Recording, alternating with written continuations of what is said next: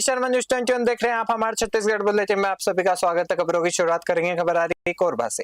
कोरबा में भाजपा किसान मोर्चा के एक नेता पर जानलेवा हमला और 60,000 रुपए की लूट के मामले में पालको थाना और रजगामार चौकी पुलिस चौकी ने 4 आरोपियों को गिरफ्तार किया है। पुलिस ने आरोपियों का जुलूस निकालने के बाद उन्हें न्यायालय में पेश किया, जहां से न्यायिक रिमांड पर भेज दिया गया। पीड़ित का आरोप है कि अवैध नशे के कारोबार का विरोध करने से नाराज आरोपियों ने रास्ता रोककर लोहे की रोड से हमला किया, कार में तोड़फोड़ की और नकदी लूटकर फरार हो गए। पुलिस ने वारदात में प्रयुक्त वाहन, लोहे की रोड और लूटी गई राशि बरामद कर ली है। कोरबा से दिलीप कुमार वैष्णव की रिपोर्ट देख रहे हैं। कोरबा से खबर आ रही है, जहां कोरबा के उरगा थाना क्षेत्र स्थित मीरा रिसोर्ट में शुक्रवार देर रात जन्मदिन की पार्टी के दौरान हुए विवाद में एक युवक की कथित रूप से कैंपर वाहन से कुचलकर हत्या कर दी गई। मृतक की पहचान दीपिका के गरुड़ नगर निवासी उज्जवल सिंह के रूप में हुई है। पुलिस के अनुसार देर रात पार्टी में शराब के नशे में विवाद बढ़ने पर आरोपी तुषार ढांडा ने कथित तौर पर कैंपर वाहन से उज्जवल सिंह को टक्कर मार दी, जिससे उसकी मौके पर ही मृत्यु हो गई। घटना के बाद आरोपी वाहन सहित फरार हो गया। पुलिस मामला दर्ज कर उसकी तलाश में जुटी हुई है। कोरबा से दिलीप कुमार वैष्णव की रिपोर्ट देख रहे हैं। कोरबा से खबर आ रही है, कोरबा में प्रदेश कांग्रेस के आह्वान पर जिला कांग्रेस ने नकटी गांव में हुई बुलडोजर कार्रवाई के विरोध में प्रदर्शन कर मुख्यमंत्री का पुतला दहन किया। पूर्व मंत्री जय सिंह अग्रवाल के नेतृत्व में आयोजित प्रदर्शन में कांग्रेस नेताओं ने कार्रवाई को अमानवीय बताते हुए आरोप लगाया कि बरसात के मौसम में गरीब परिवारों के घर तोड़े गए हैं। जिला कांग्रेस अध्यक्ष मुकेश राठौड़ सहित अन्य नेताओं ने प्रभावित परिवारों के पुनर्वास और मामले की न्यायिक जांच की मांग की है। प्रदर्शन में बड़ी संख्या में कांग्रेस कार्यकर्ता शामिल हुए और राज्य सरकार के खिलाफ नारेबाजी कर बुलडोजर कार्रवाई का विरोध जताया। कोरबा से दिलीप कुमार वैष्णव की रिपोर्ट देख रहे हैं। जगदलपुर से खबर आ रही है, जिले में नकली खाद की कथित बिक्री का मामला तूल पकड़ता जा रहा है। मंगलवार को बड़ी संख्या में किसान और कांग्रेस नेता जगदलपुर स्थित कलेक्टर कार्यालय पहुंचे और ज्ञापन सौंपकर मामले की निष्पक्ष जांच तथा दोषियों के खिलाफ कड़ी कार्रवाई की मांग की है।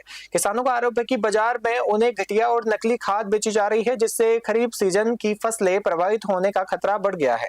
उनका कहना है कि नकली खाद के कारण नकली खाद के कारण उत्पादन पर विपरीत असर पड़ सकता है और किसानों को आर्थिक नुकसान झेलना पड़ सकता है। प्रदर्शनकारियों ने प्रशासन से खाद विक्रेताओं की जांच कराने, दोषी पाए जाने वाले के खिलाफ लाइसेंस रद्द करने, निरस्त करने और सख्त कार्रवाई की मांग की है। साथ ही किसानों को प्रमाणित और गुणवत्तापूर्ण खाद उपलब्ध कराने की भी मांग उठाई गई है। किसानों ने चेतावनी दी है कि यदि जल्द ठोस कार्रवाई नहीं हुई तो वे व्यापक आंदोलन करने के लिए मजबूर होंगे। जगदलपुर से रविश की रिपोर्ट देख रहे हैं। देखिए, अब छत्तीसगढ़ में मिट्टी से बने हुए ये खाद डीएपी बेचा जा रहा है। कुल मिलाकर किसानों के साथ विश्वासघात किया जा रहा है। हमारे किसान जो है पुरान, हेमराज, इन सब से किसानों ने संपर्क किया कि मिट्टी से बने ये जो खाद दे रहे हैं, इन खाद से किसानों को क्या फायदा होगा भैया बताओ। कलेक्ट्रेट में हमारे किसान नेताओं ने शिकायत दर्ज कराई है और शासन प्रशासन से मांग की है कि सभी कृषि केंद्रों की जांच होनी चाहिए। जो भारत टीएपी का जो पोटास है, ये पूरी तरह से फर्जी है, मिट्टी से बना हुआ, किसानों के साथ विश्वासघात है और ये सरकार के संरक्षण में चल रहा है। आज कृषि मंत्री आने वाले थे, इसको लेकर हमारे किसान पहुंचे, पता चला कि कृषि मंत्री है ही नहीं। आप समझ सकते हैं कि बस्तर के किसानों के साथ किस प्रकार से सरकार विश्वासघात कर रही है। ये सब बंद होना चाहिए। कार्रवाई के मजीद जो एजेंसी लिए है उसके ऊपर कार्रवाई की भी मांग है आपको? जो एजेंसी लिए हैं उस पर तो कार्रवाई होनी चाहिए। समूचे जो निजी कृषि केंद्र जो खुले हैं उन सभी पर जांच होनी चाहिए और जो शासकीय जो कृषि केंद्र जहां मिलता है वहां भी जांच होना चाहिए कि भारत डीएपी खाद, नकली खाद बेच रहा है, पोटास बेच रहा है, ये समझ से परे है। ये सरकार के संरक्षण में ऐसा खेल हो सकता है और किसानों की उम्मीदों पर ये पानी फेरने वाला जो खाद है, किसान तो परेशान है ही, उनका धन और समय दोनों बर्बाद किया इस सरकार ने। हम चाहते हैं कि इस पर कठोर कार्रवाई होनी चाहिए और सभी कृषि केंद्रों की जांच होनी चाहिए। आने वाले समय में क्या किसानों के साथ में कांग्रेस पार्टी कुछ बड़ा आंदोलन भी करेगी? सोमवार को हम लोग सब डिसाइड किए हैं कि सोमवार या मंगलवार को कांग्रेस पार्टी इसको लेकर एक प्रदर्शन करेगी शहर में और ज्ञापन देगी कि आप किसानों के साथ विश्वासघात बंद करो। रायपुर से खबर आ रही, मुख्यमंत्री विष्णुदेव साय के नेतृत्व में छत्तीसगढ़ मंत्रिमंडल का 2 दिवसीय चिंतन शिविर 4 और 5 जुलाई को आईआईएम रायपुर में आयोजित किया जा रहा है। सुशासन और अभिसरण विभाग तथा आईआईएम रायपुर के संयुक्त तत्वावधान में आयोजित शिविर में विकसित छत्तीसगढ़ के विजन, सुशासन, नवाचार और परिमोन्मुख प्रशासनिक व्यवस्था को मजबूत बनाने पर व्यापक विचार विमर्श होगा। चिंतन शिविर में कृषि, ग्रामीण विकास, उद्योग, निवेश और पर्यटन, खेल, उभरती प्रौद्योगिकी, संस्थागत सुधार और नेतृत्व विकास और प्रभावी जनसेवा सहित विभिन्न विषयों पर विशेषज्ञों के साथ विस्तार से चर्चा की जाएगी। इन विचार विमर्शों के आधार पर शासन की भावी रणनीतियां, विभागीय समन्वय और जन कल्याणकारी योजनाओं के प्रभावी क्रियान्वयन की दिशा तय की जाएगी। मुख्यमंत्री विष्णुदेव साय ने कहा कि बदलते समय की चुनौतियां और अवसरों के अनुरूप शासन व्यवस्था में निरंतर सुधार, नवाचार और आत्म-मूल्यांकन आवश्यक है। उन्होंने कहा कि सरकार का उद्देश्य पारदर्शी, जवाबदेह, संवेदनशील और परिणामोन्मुख कार्य संस्कृति विकसित करना है, जिससे राज्य के प्रत्येक नागरिकों को योजनाओं का बेहतर लाभ मिल सके। चिंतन शिविर के पहले दिन आध्यात्मिक गुरु और गोपाल दास नेतृत्व और जीवन मूल्यों पर व्याख्यान देंगे। इसके अलावा अबे करंदीकरण, उभरती प्रौद्योगिकी और भविष्य की शासन व्यवस्था तथा डॉक्टर रमेश चंद्र कृषि एवं ग्रामीण अर्थव्यवस्था पर अपने विचार साझा करेंगे। रायपुर से ब्यूरो रिपोर्ट। दंतेवाड़ा से खबर आ रही है, जहां रायपुर के माना स्थित ग्राम नकटी में प्रस्तावित विधायक कॉलोनी के लिए गरीब परिवारों के मकानों पर बुलडोजर चलाए जाने के विरोध में दंतेवाड़ा में कांग्रेस ने जोरदार प्रदर्शन किया। भारी बारिश के बीच कांग्रेस कार्यकर्ताओं ने मुख्यमंत्री का पुतला दहन कर सरकार के खिलाफ नारेबाजी की।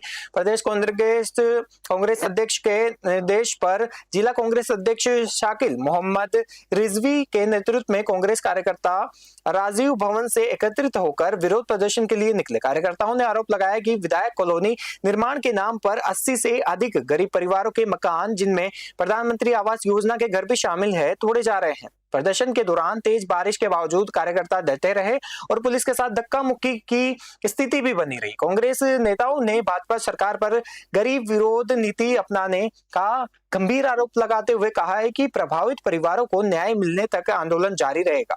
प्रदर्शन में पूर्व विधायक देवती महेंद्र कर्मा, जिला पंचायत सदस्य सुलोचना कर्मा सहित बड़ी संख्या में कांग्रेस पदाधिकारी और कार्यकर्ता मौजूद रहे। दंतेवाड़ा से ब्यूरो रिपोर्ट। बोलिए।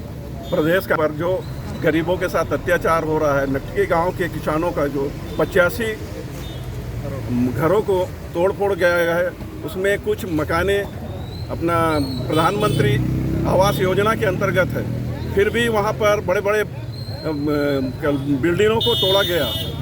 हमारा यही मांग है, उन किसान मजदूर को मकान दिया जाए। यह निर्देश हमारे प्रदेश कांग्रेस अध्यक्ष का भी है और हमारे संगठन का भी है। हम लोग यही मांग कर रहे हैं, लेकिन हमारे छत्तीसगढ़ के शासन में मुख्यमंत्री जी वहां पर विधायकों के लिए बंगले बना रहे हैं। अगर किसानों और गरीबों के साथ अत्याचार होगा तो कांग्रेस पार्टी हमेशा उनके साथ खड़ी है और कांग्रेस पार्टी लड़ते रहेगी किसानों मजदूरों के साथ। इसी उद्देश्य से हमने आज पुतला दहन किया है। रायपुर से खबर आ रही, रायपुर के महामाया मंदिर वार्ड 65 स्थित प्रोफेसर कॉलोनी में शनिवार सुबह सोलर पैनल लगाने के दौरान बड़ा हादसा हो गया। हाई टेंशन बिजली लाइन की चपेट में आने से 2 युवकों की मौके पर ही मृत्यु हो गई। पुलिस ने मामला दर्ज कर जांच शुरू कर दी है। जानकारी के अनुसार शनिवार सुबह करीब 10:30 बजे प्रोफेसर कॉलोनी स्थित एक मकान की छत पर सोलर पैनल लगाने का कार्य चल रहा था। इसी दौरान काम कर रहे 2 युवक हाई टेंशन बिजली लाइन के संपर्क में आए। तेज करंट लगने से दोनों की मौके पर ही मृत्यु हो गई। मृतकों की पहचान आशीष चंद्राकर और प्रमोद चंद्राकर के रूप में हुई है। दोनों दुर्ग जिले के ओंदी गांव के निवासी थे और काम के सिलसिले में रायपुर आए थे। घटना की सूचना मिलते ही पुलिस और संबंधित विभाग की टीम मौके पर पहुंची और दोनों शवों को पोस्टमार्टम के लिए भेज दिया गया। पुलिस ने मामले की जांच शुरू कर दी है और हादसे के बाद मृतकों के परिजनों में शोक का माहौल है। रायपुर से ब्यूरो रिपोर्ट। रायपुर में से खबर आ रही है, जहां रायपुर पुलिस की anti crime and cyber unit, anti narcotics task force और पंडरी थाना पुलिस ने संयुक्त कार्रवाई करते हुए ओडिशा के एक अंतर्राज्यीय गांजा तस्कर को गिरफ्तार किया है। आरोपी के कब्जे से 4 किलो से अधिक गांजा और नकदी बरामद की गई है। पुलिस को सूचना मिली थी कि पंडरी थाना क्षेत्र के कापा स्थित माल ढक्का रोड के पास एक व्यक्ति बैग में गांजा लेकर बिक्री की फिराक में खड़ा था।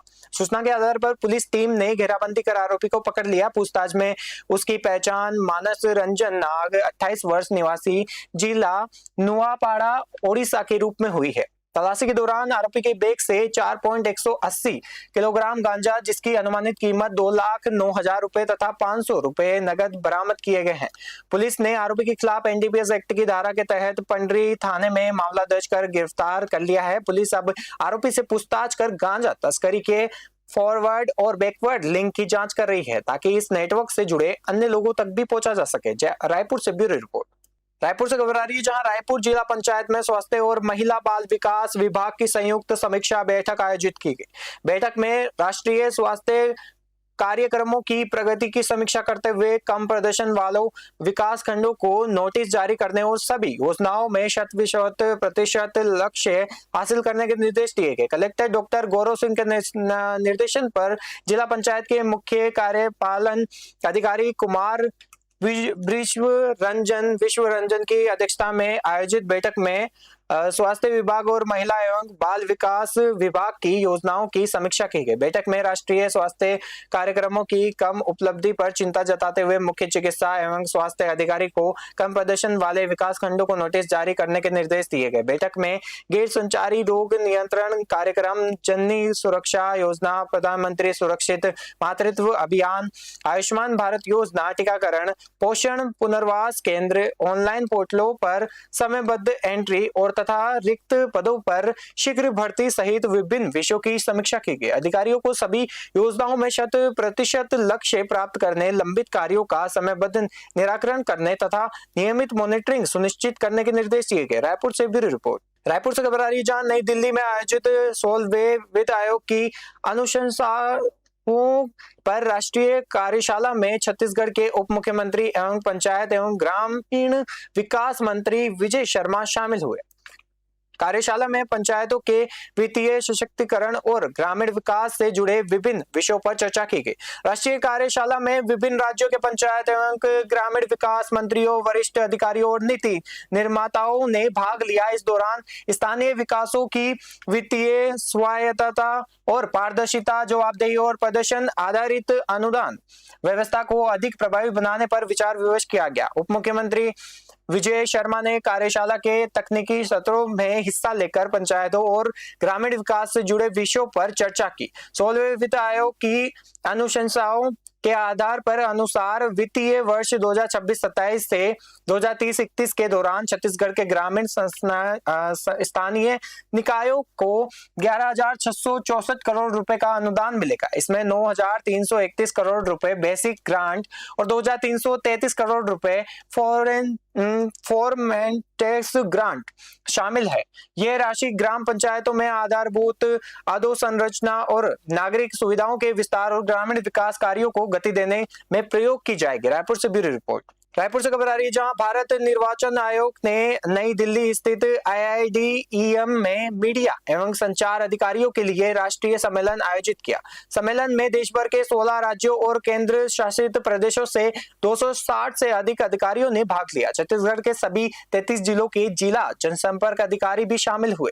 मुख्य चुनाव आयुक्त ज्ञानेश कुमार ने अधिकारियों को संबोधित करते हुए कहा कि निर्वाचन आयोग की सभी प्रक्रिया संविधान और कानून के अनुरूप संचालित होती है। उन्होंने सोशल मीडिया पर फैलाने वाले फर्जी और भ्रामक सूचनाओं पर प्रभावी नियंत्रण तथा तथ्यात्मक जानकारी के समयबद्ध प्रसार में मीडिया अधिकारियों की महत्वपूर्ण भूमिका पर जोर दिया। सम्मेलन में चुनाव आयुक्त डॉक्टर विवेक जोशी ने कृत्रिम बुद्धिमत्ता, AI और डीप फेक और डिजिटल भ्रामक सामग्री से उत्पन्न चुनौतियों पर चर्चा की। कार्यक्रम में निर्वाचन प्रक्रिया, मतदाता सूची प्रबंधन, मीडिया प्रबंधन, प्रेस विज्ञप्ति लेखन और सोशल मीडिया के प्रभावी उपयोग और फेक न्यूज से निपटने सहित विभिन्न विषयों पर तकनीकी एवं व्यावसायिक प्रशिक्षण दिया गया।